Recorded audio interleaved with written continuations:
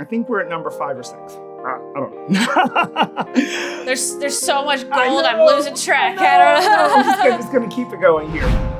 Welcome to the Sold Out Sales Podcast, the podcast that will equip both the seasoned sales professional and the more reluctant seller with mindset shifts and strategies needed to succeed in a competitive marketplace. Hello, Sold Out Sales Podcast community. It is so great to be back here with you today. This week, I'm giving you some tips that are going to help you to add dollars to your bottom line.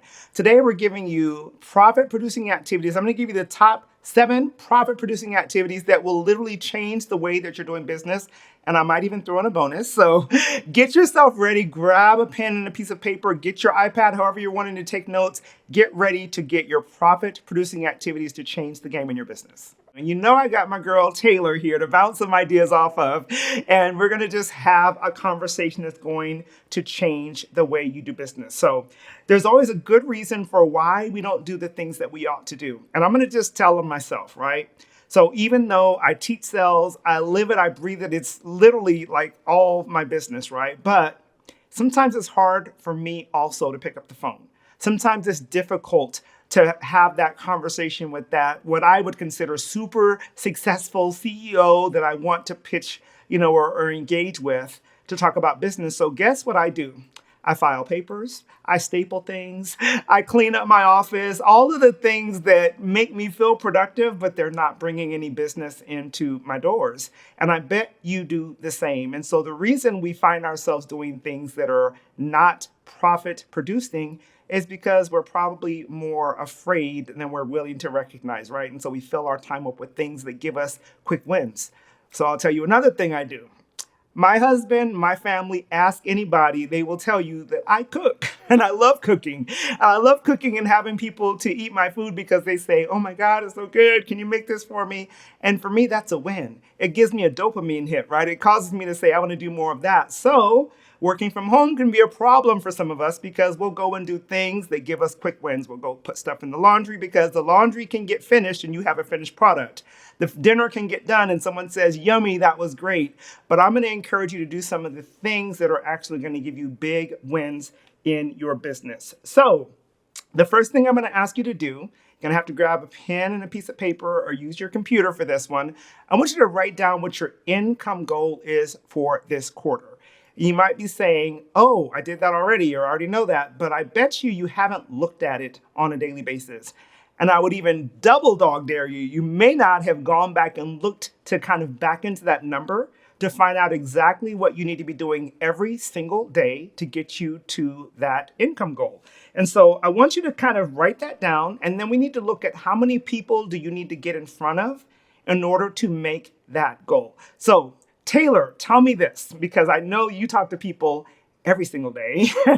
and I'm sure you hear the different things that are happening in the world of business because of, the networking, the type of work you do. How often do you hear people say things like, I'm not getting in front of enough people, or people are not responding to me, I'm doing my videos and people aren't responding to me? What kind of things do you hear?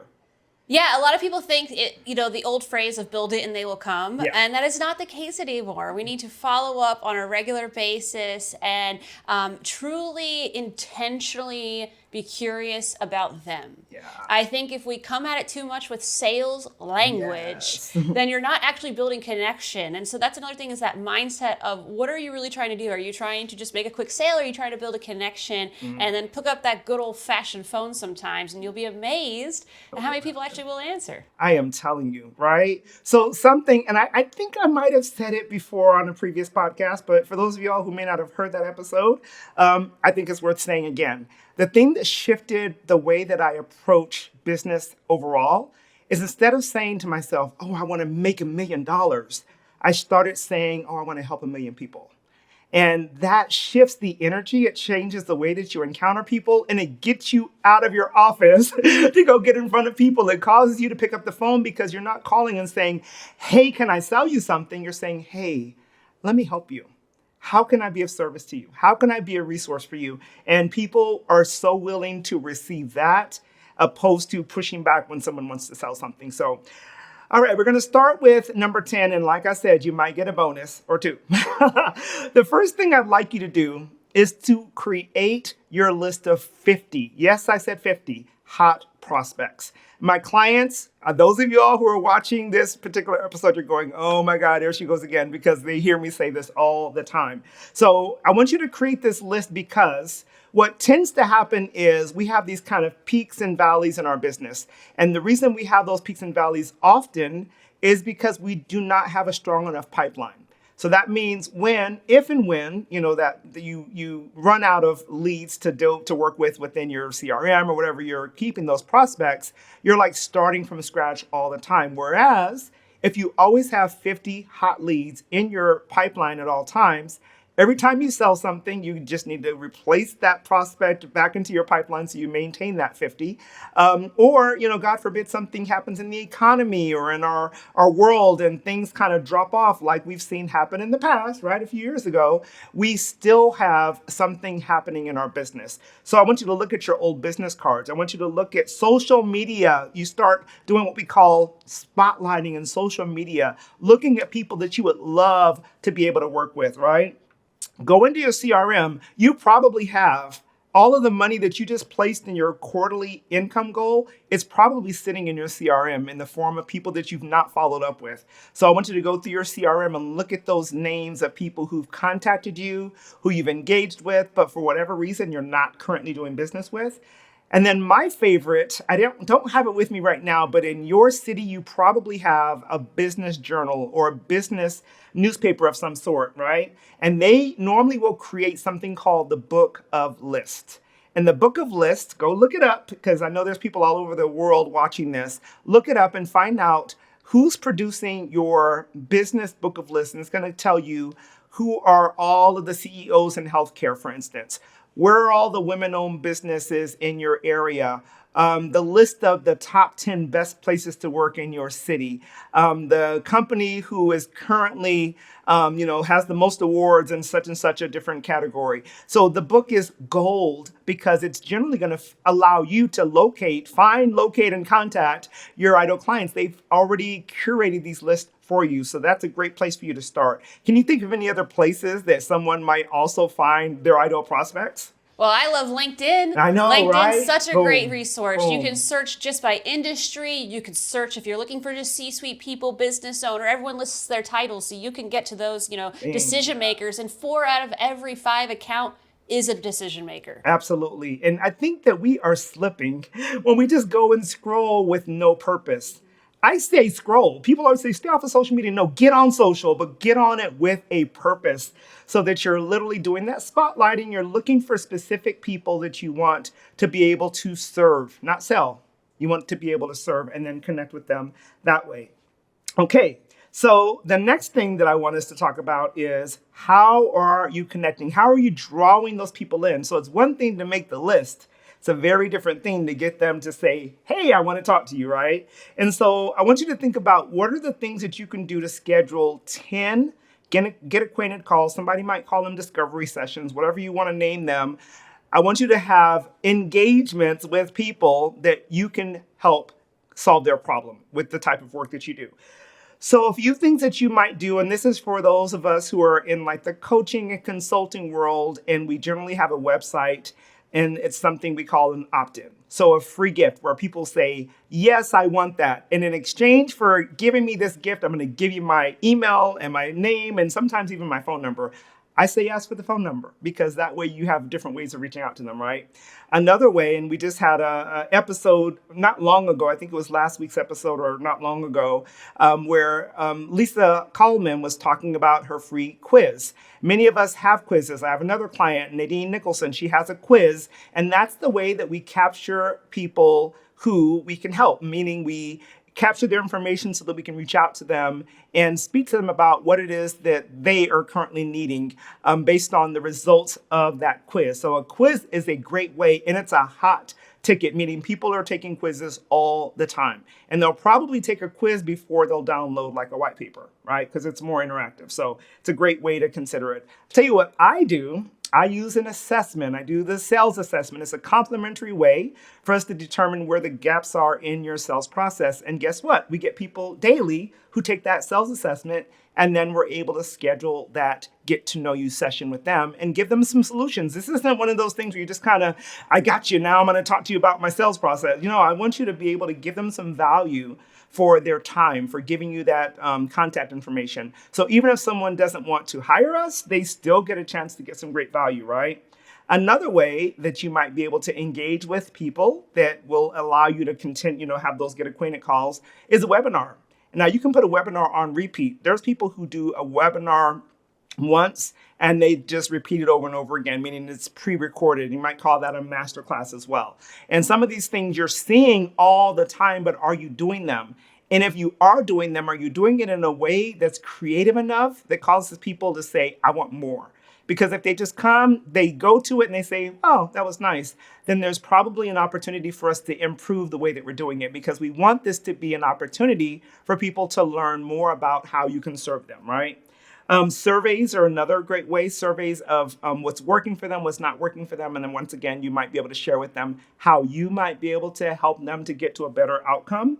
And then even an online or an offline class. So I'll tell you what, and we'll talk a little bit more about this in just a moment, but one of the number one ways I find to get new opportunities is to do classes, to talk to people. I love to be in front of a room and share how they can improve their sales process, right? How they can find new potential clients, how they can have more productive sales conversations, all of those things. So if you have a product or service that you are passionate about, which I'm sure you do, then tell people about it. Get people in a classroom of some sort, online, offline, doesn't matter, but share your expertise with them. Be willing to give something away. It's risky because you're feeling like, I'm going to give this away and are they going to still hire me? If you do it well, they will want more. And so that's the way that I love to be able to connect with people for my own business.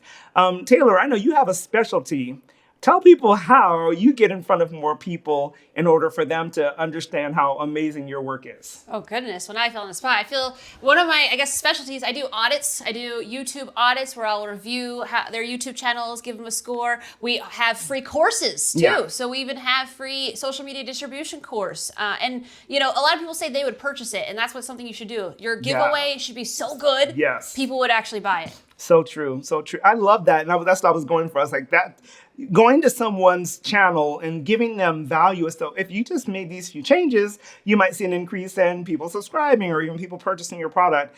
Those things are gold. So figure out what you can do that will add value, that is valuable enough people would purchase it, because they will then say, okay, if they gave me this for free and I got this much value, oh my God, what's going to happen when I actually hire them, right?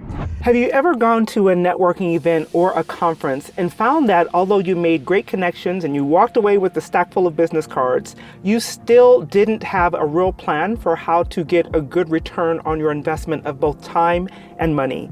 Well, let me tell you, having a networking and sales planner is a way for you to be more intentional about the way that you network.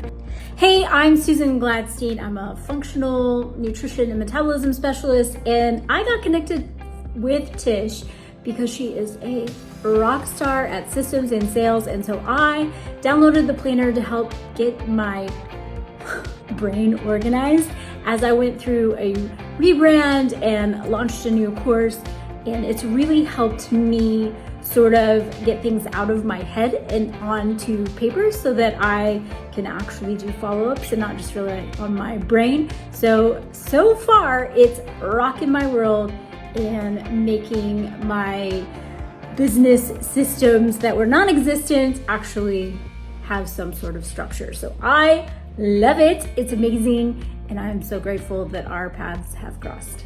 I've been working with sales professionals for almost 15 years. And one of the things that I find is that when they don't have a plan, they do nothing. They sit at their desk and wonder what to do. Well, with this networking and sales planner, you have profit producing activities for every single day of the week. It tells you where to go, what to say, even gives you prompts as to how to interact with people that you don't know.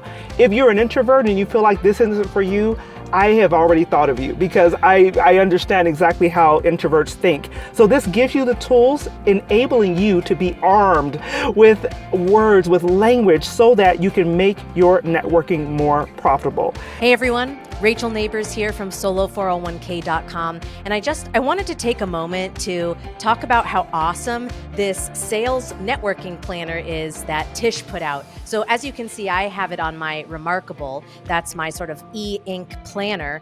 And this sales planner has been so helpful for me. So I'm an old school pay-per-click marketer. I do Google ads, Facebook ads, and I know how to turn advertising into profit.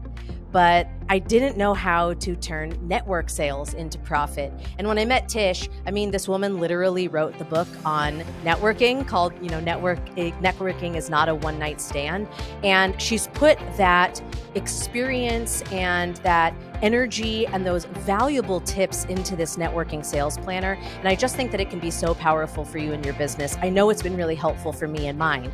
One thing that Tish told me is, Rachel, when you meet someone, put them into your planner and then follow up with them like they're a lead that you've generated on Google Ads or that you followed up with or that you've generated on Facebook. And that has been so helpful and transformative in my business. So thank you, Tish, for this awesome planner.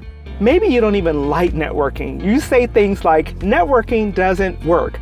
Well, let me tell you, when you have a plan in place, you have some intention, and you have the tools to be able to make it work, you will see a different result. My new networking and sales planner is a game changer. It's the difference between you going to an event, wandering around and walking away without any purpose and without any new money, and walking into an event with a plan, with a purpose, and being able to convert new clients into your business. No one wants to feel inauthentic and pushy or even salesy when following up. So frequently we just don't do it at all. Well, the profitable follow-up formula, which is in the back of your networking and sales planner, will give you the tools and the language and the frequency with which you should be following up so that it feels very authentic. It feels genuine and natural both to you and to the people that you're reaching out to. Go to tishtimes.com/planner to get your digital or physical version of your planner. Hi, my name is Cheryl James from CL James Consulting, and I just want to tell you a little bit about how awesome this networking sales planner is. I started intentionally networking at the beginning of this year, and I have been using my planner on a regular basis, not only to get inspiration, but to track the people I want to meet and the people I have met, and to make sure that I follow up with them from week to week. So if you are looking to network intentionally and hold yourself accountable, this planner is a must-have. And once you get your planner, you'll also receive a video series that's going to teach you how to maximize your networking and how to use this planner to get the best result and best return on your investment of both time and money. If you are ready to stop wasting time with networking and turn your networking into a sales machine, then go to tishtimes.com/planner and grab your networking and sales planner. All right, I'm going to try to keep it moving because I have so much to give you guys today. The next thing may not feel like it is a sales type of, a way to actually produce profit, but I bet you'll find that it will be extremely valuable. I want you to find 10 people that you can collaborate with, because we always think I have to go in with the sell. No, I want you to go in with the serve.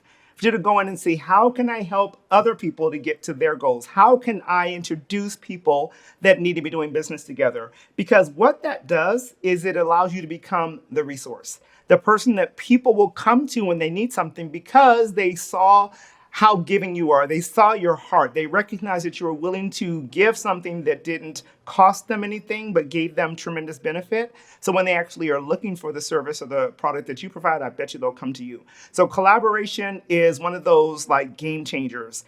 And it just positions you to have great relationships, to access, in all honesty, other people's networks, and to be able to, once again, be the resource for that person, right? So collaboration is key, Strategic partnerships. You need strategic partnerships, joint ventures. Think about what is like the spoke of your full wheel that you need assistance in. And instead of trying to become an expert in something you're not, Yeah. Just collaborate with someone who is the expert. Yeah, and look, and it allows you to stay in your genius zone.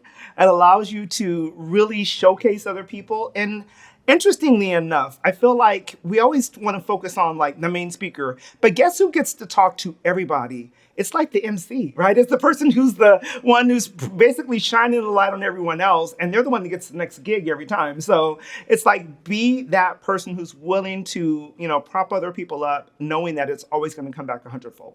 Always will, right? Okay, now this is something that my clients both love me for and don't love me for because it's an assignment I give regularly, is to create a list of 25 new associations that you want to attend, visit, research, find out where people are already curating, right? Gathering your ideal clients for you.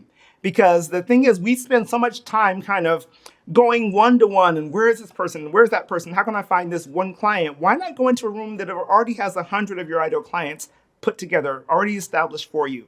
So I want you to find a list of 25 new associations, groups, networking, conferences, I don't care what it is. But find where those people are already gathering for you and then go there. Doesn't mean you have to join all 25. The likelihood is very low that you will, in all honesty. You might find one or two, but it's a great place for you to develop some new connections that you probably wouldn't have otherwise.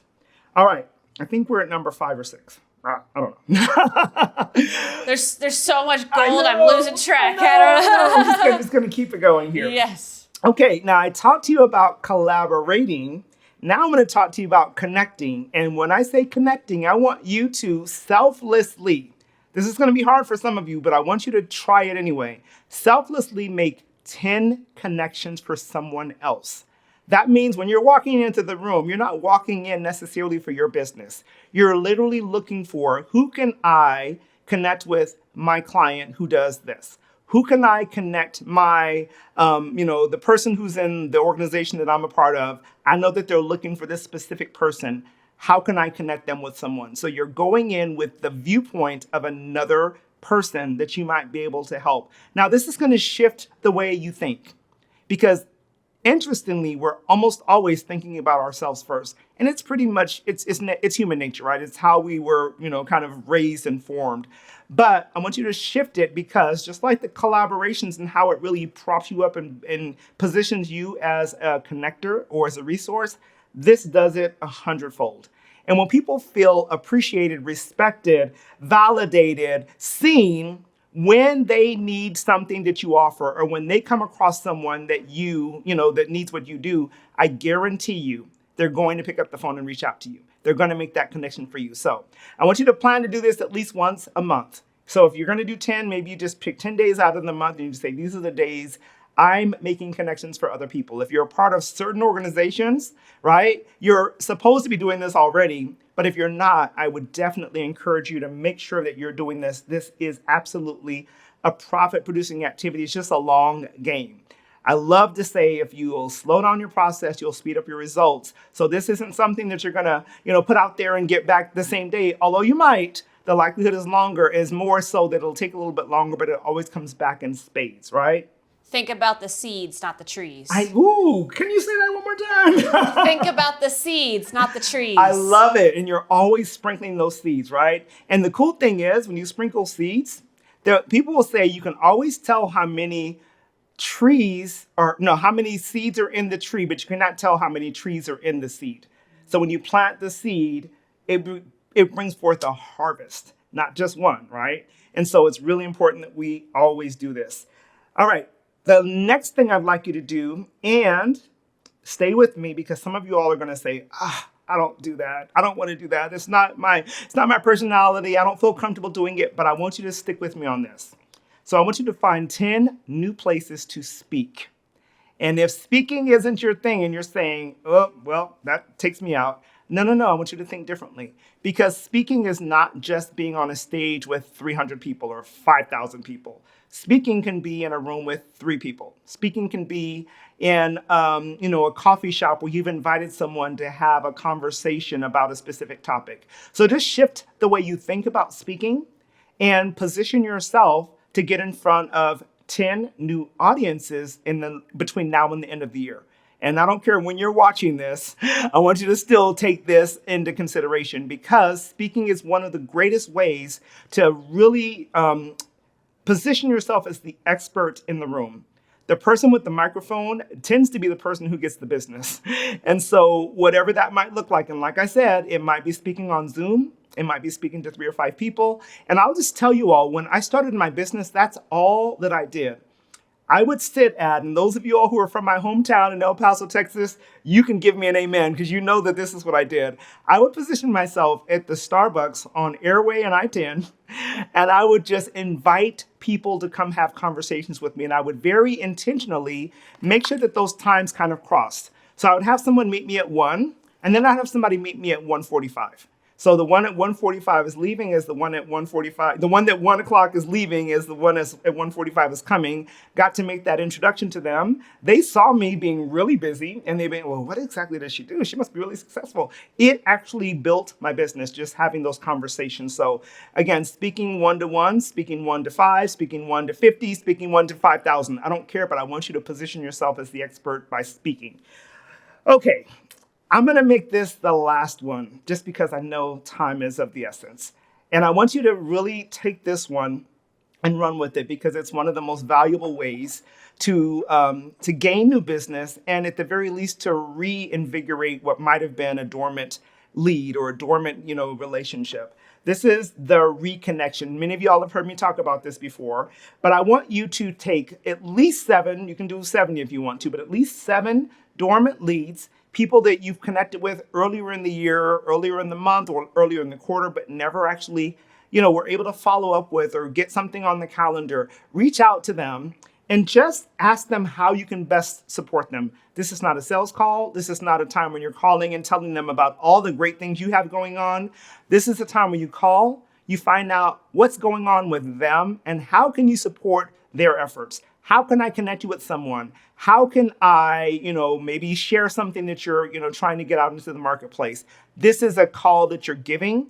And like I said earlier, that giving comes back 100-fold every single time, even if it's not with that person. Just the act of the gift, the act of putting yourself out there, it might come back in another form. Another person might reach back out to you, but you actually create that reciprocity just because you're willing to do it. And so, is there anything, Taylor, that I didn't say that you can think of that might actually be profit producing, but people might not be thinking about it that way?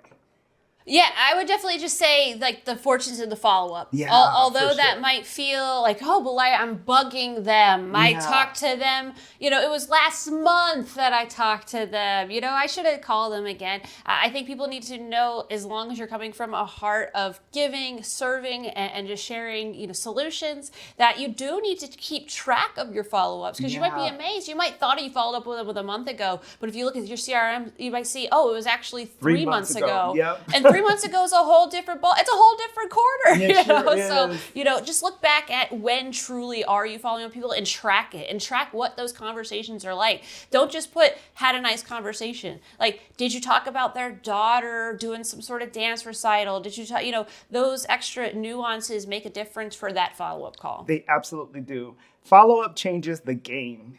And I think that many of our opportunities are completely lost because we let someone fall through the cracks on follow-up. So this is a great way to go and basically recapture, reinvigorate those relationships that you might have let fall through the cracks over the course of the last year.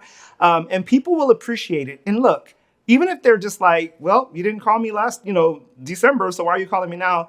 There's no harm, no foul. You weren't having a conversation with them anyway, right? So it's like, what's it going to hurt if they don't want to talk to you now? Oh, well, go on to the next person, because there will be someone who will be appreciative that you reached out. And for me, almost every time I do this, someone goes, oh my God, I was just thinking about you. This is perfect timing. Let's have a conversation. And so it's worth it for you. And if for no other thing, it gets you in the practice of doing this follow-up. So out of all the things we talked about, there's so much more. So I want you to drop in the comments, is there something that you've done that has worked really well? Or Or is there something that really makes you uncomfortable that we talked about? Because if there's something that you'd like to just kind of have some coaching around, figuring out what are some of the different ways that I might be able to do it, I'd love to have a conversation with you about it because I want you to win.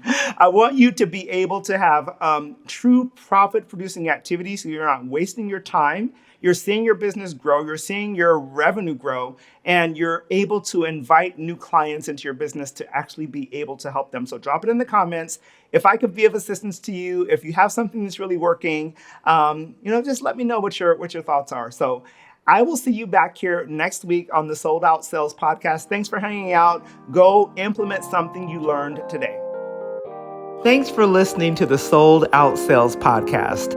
I would be so appreciative if you would show me and my amazing guests some love by leaving a review on your favorite podcasting platform. Also, go over to tishtimes.com/resource page and make sure you pick up your sales and networking handbook, especially for introverts. Also, I'd love to continue this conversation, so make sure you connect with me on Facebook, Instagram, and LinkedIn. I'll see you back here next week.